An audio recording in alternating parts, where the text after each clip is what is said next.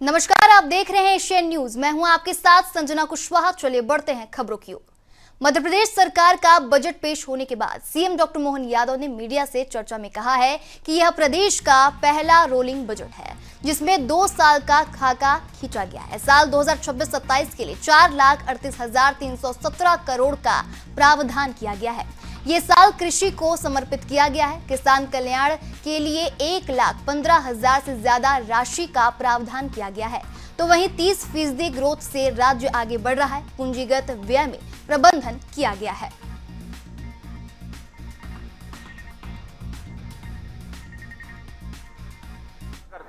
Star और star से लेकर होम स्टे तक सभी प्रकार के क्षेत्र में हम विकास कर रहे हैं और साथ ही साथ वन्य जीवों के लिए भी हमारे यहाँ वन्य संपदा पर्याप्त रूप से है। मुझे आज की ही आपको जानकारी देते हुए आनंद है, हमारा चीता परिवार और बढ़ रहा है। आज नए चीतकों के नए शावकों का आपने सबने दर्शन किए होंगे। हम सब महसूस कर रहे हैं कि हमारे पास 35 से संख्या बढ़कर 38 हो रही है और 8 वयस्क चीते बोत्सवाना से इसी महीने आने वाले हैं। एक एक करके सभी प्रकार के वन्य प्राणी और इसी महीने कोशिश कर रहे हैं। जंगली भैंसा जो लगभग हमारे यहाँ 100 साल पहले विलुप्त हुआ है, असम से वो भी आने वाला है। पर्याप्त धनराशि का प्रबंधन करते हुए हमने बजट में इस बात का प्रावधान भी किया है कि जब हमारे जंगल में जानवर बढ़ रहे हैं तो जानवरों के साथ सहवास के आधार पर बफर जोन में जो आवासीय बस्तियां हमारे ग्रामीण अंचल के लोग रहते हैं उनकी सुरक्षा के लिए भी फेंसिंग का पर्याप्त प्रावधान रखा है।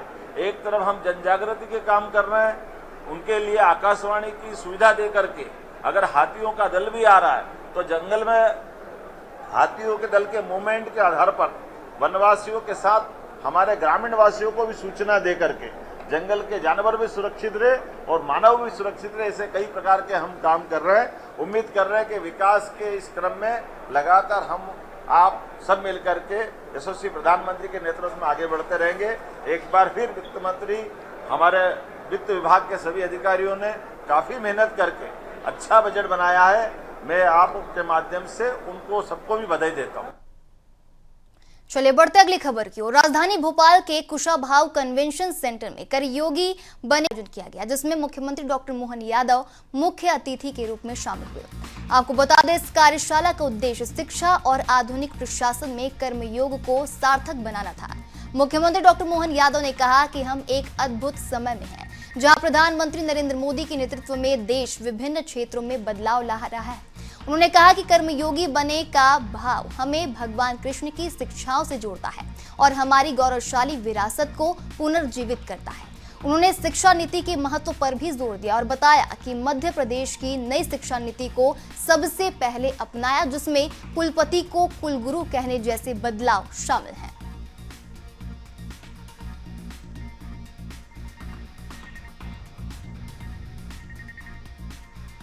केवल हमने अपने पदनाम से कितना कुछ पा लिया है। हमने कहा कुलपति को कुलपति क्यों कहना, कुलपति को कुलगुरु कह दो। है कुछ भी नहीं, वाइस चांसलर अंग्रेजी में बोलेंगे, लेकिन कुलगुरु कहते ही जैसे ही हमने गुरु की कल्पना की तो गुरु का अर्थ दुनिया में पता नहीं कैसे लेंगे, लेकिन हमारे यहाँ तो इसको संधि विच्छेद करेंगे। तो अंधेरे से प्रकाश की ओर ले जाने वाला मार्ग बताने वाला व्यक्ति को गुरु कहा गया है। तो वो ऐसे में कुलगुरु, तो कुलगुरु वो पूरे विश्वविद्यालय एक तरह से कुल है हमारा, और उस कुल से कई प्रकार की हमारी प्रतिभा निकलेगी।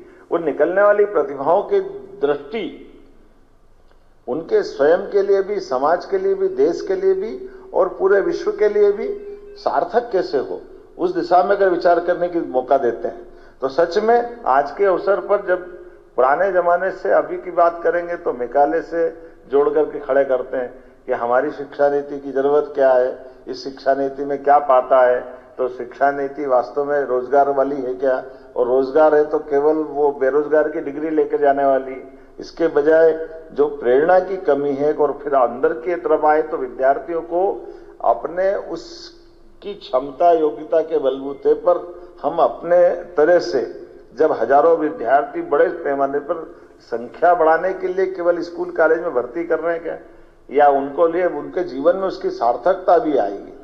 जब सार्थकता की आवश्यकता पड़ रही है तो स्वाभाविक रूप से हमको ये अपने लिए कर्मयोगी की बात करते हैं, और कर्मयोगी की वास्तव में तो फिर उस दर्शन से बात जुड़ जाती है जो भगवान कृष्ण ने कहा है कि हमारे यहाँ तो 3 मार्ग है, 3 मार्ग में से अगर अपने को वो तो मोक्ष तक की बात करते हैं।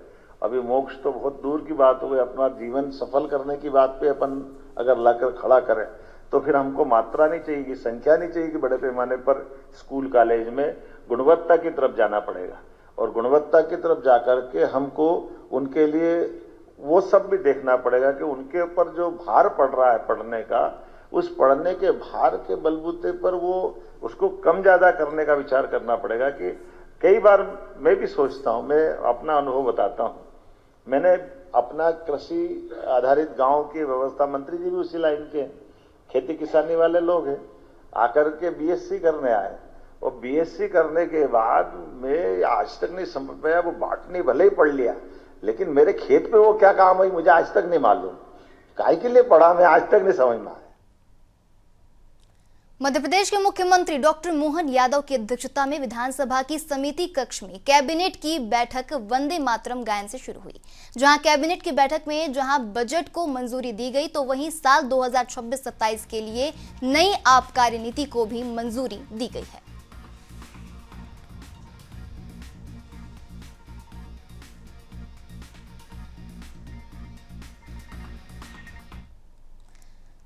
मुख्यमंत्री डॉक्टर मोहन यादव ने ग्राम कुलैथ जिला ग्वालियर में किसान सम्मेलन का शुभारंभ कर जनसभा को संबोधित किया, जहां मौजूदा साल 2026 को प्रदेश में किसान कल्याण वर्ष के रूप में मनाया जा रहा है।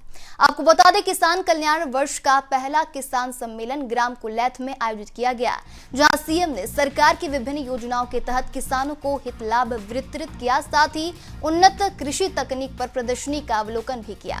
साथ ही प्रदर्शनी और उद्यानिकी, प्राकृतिक खेती और पशु नस्ल सुधार को प्राथमिकता से शामिल किया गया। आपको बता दें, सीएम ने इस दौरान कार्यक्रम में 87 करोड़ 86 लाख रुपए की लागत के 41 विकास कार्यों का भूमि पूजन एवं लोकार्पण भी किया।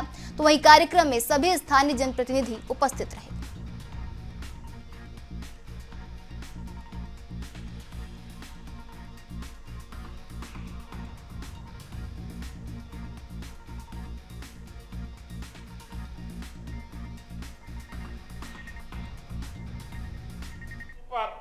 वैसे तो ऋषि गालव की तपोभूमि है, कई कारण से ग्वालियर क्षेत्र का एक अलग प्रकार का माहौल है।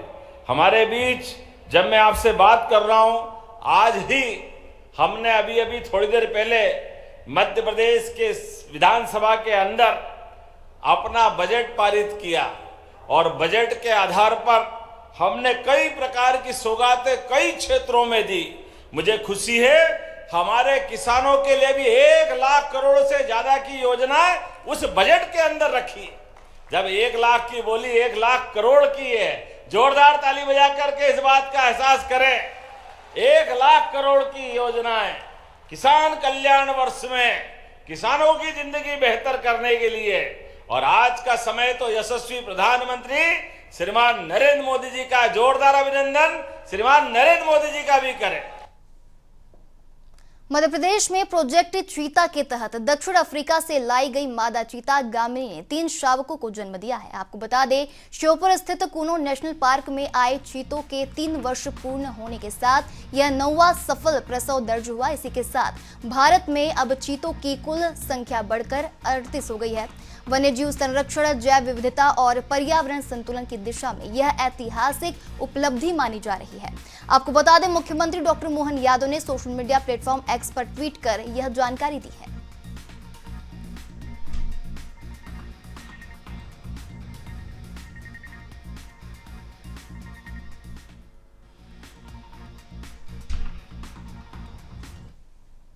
तो इसी के साथ खबरों का सिलसिला लगातार जारी रहेगा। अब देखते रहिए एशियन न्यूज। नमस्कार।